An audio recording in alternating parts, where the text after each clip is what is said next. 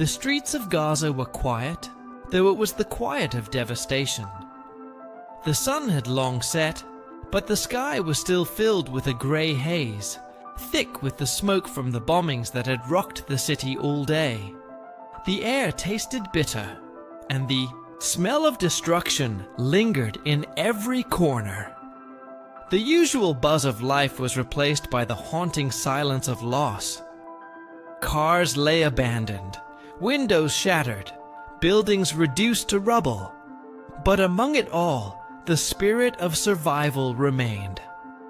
Samira sat in the corner of a small, dimly lit room. She held her younger brother tightly, his head resting on her chest. The faint sound of explosions echoed through the walls, but they were used to it now. It had been like this for months. Bombings, airstrikes, and gunfire.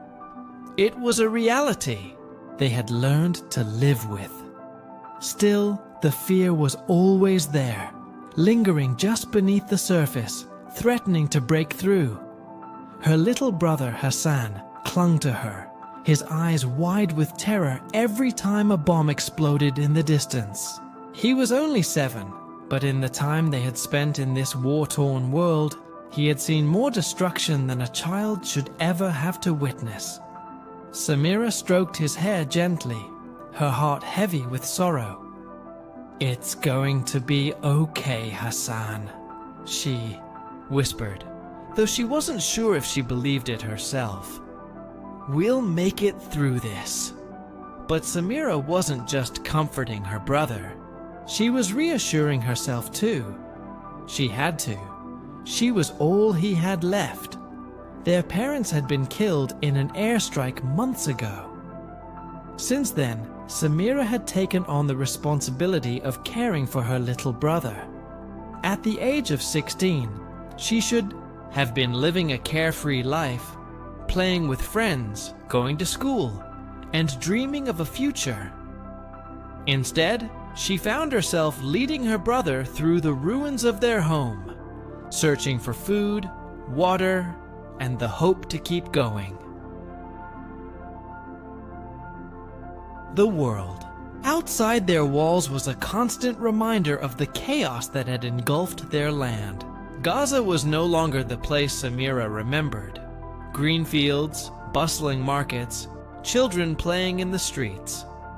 Now it was a place of rubble, where every street corner was a graveyard, and every building a monument to loss. But through all of this, Samira had not lost her ability to dream. It was the one thing she refused to give up. Her dreams were all she had left, the only thing that kept her going when everything else seemed to fall apart. "I'm scared, Samira," Hassan said softly, his voice trembling. Samira pulled him closer, her arms wrapped tightly around him as she kissed the top of his head. "I know, Hassan. I'm scared too," she admitted, her own voice cracking. "But we are strong, okay? We will survive this, and one day we'll see a world where there is no war, no bombs, no pain. We'll see a world where we can live without fear." Hassan nodded, though he didn't fully understand. He was too young to grasp the depth of what was happening, but he understood that Samira was his protector. She was his hope, his safety net. And that, in itself, was a powerful thing.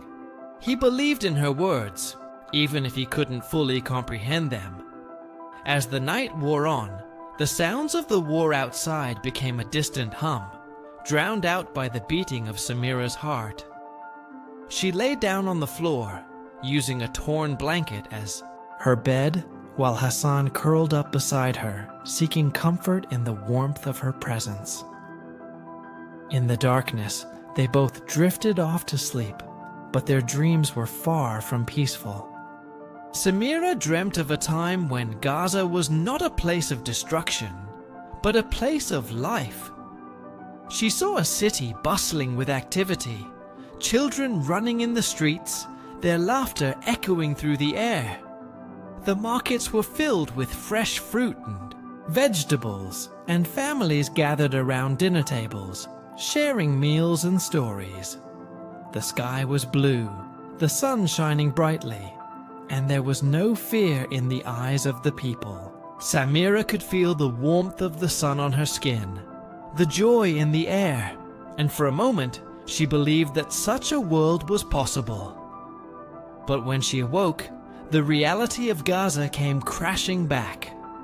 The walls around her were cracked, the roof above, them leaking, and the cold wind seeped through the cracks. It was a bitter reminder that her dreams were just that, dreams. But Samira refused to let go of them. No matter how dark the world became, she would hold on to the belief that peace was possible, that someday things would be better. The next day, Samira ventured out to find food. She knew the streets were dangerous, but they had no choice. The small amount of food they had left was running low, and they needed to eat. As she walked through the rubble-strewn streets, she couldn't help but notice the faces of those around her. There were the elderly, hunched over with exhaustion. There were young mothers holding their babies, their faces etched with worry. And there were children, much like Hassan, whose eyes held a mixture of fear and confusion. She passed by a group of children who were playing with a broken toy. Despite everything, despite the bombs and the destruction, they were still playing. Samira stopped for a moment, watching them, and for the briefest of moments, she saw a glimmer of hope. These children, despite the horrors they had witnessed, were still able to find joy. And if they could find joy, maybe she could too. "Stay strong, Samira," she whispered to herself. "Your dreams are still worth fighting for." By the time she returned home, the sky had turned a deep shade of red. Another attack was imminent, but Samira's spirit had not wavered. She returned to Hassan, her little brother, and pulled him close, whispering to him once again, "We will get through this together. One day we'll live in a world of peace." In that moment, amidst the rubble and destruction, Samira realized that her dreams were not just for herself. They were for everyone who was suffering, for every person who had lost everything but their hope. And no matter how hard life got, she would continue to dream, because it was in those dreams that she found the strength to survive. Through the smoke, through the bombings, through the pain, Samira held on to the belief that peace would one day come to Gaza. And that belief, that dream, was enough to keep her going.